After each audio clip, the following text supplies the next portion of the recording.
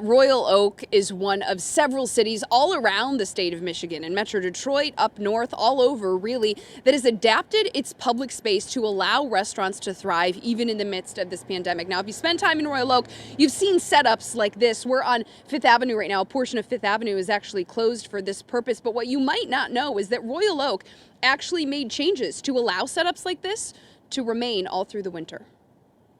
Our sidewalk cafe permits run from April to October, typically, and essentially we're just extending those until next spring. It was a unanimous move by the Royal Oak City Commission in mid-September, and now, with these new restrictions that just kicked in, city leaders hope the COVID-19 temporary use permit continues to keep area restaurants going. They may use parking spaces in front of their establishment without any additional fees.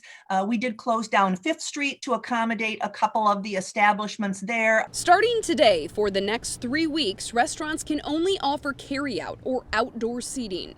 It allows for setups like this and this. You'll see portable heaters set up around many of the outdoor dining landscapes. So far, 25 Royal Oak restaurants have the permit, but it's also available to retailers and gyms.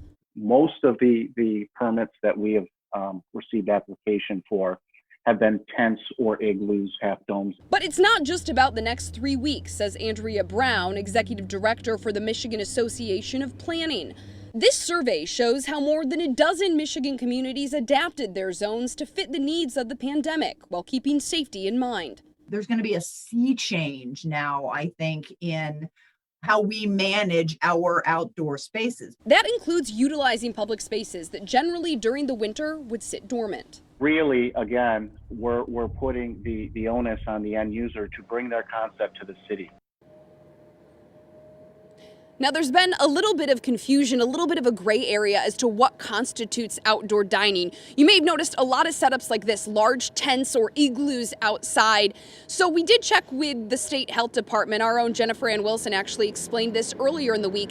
A single family can sit in an outdoor tent, igloo, hut as long as staff from that restaurant enters fleetingly or not at all. But that means, at least for the next 3 weeks, large groups cannot dine in outdoor tents. It has to be a single family household if it's a small enclosed space, even if it's outside.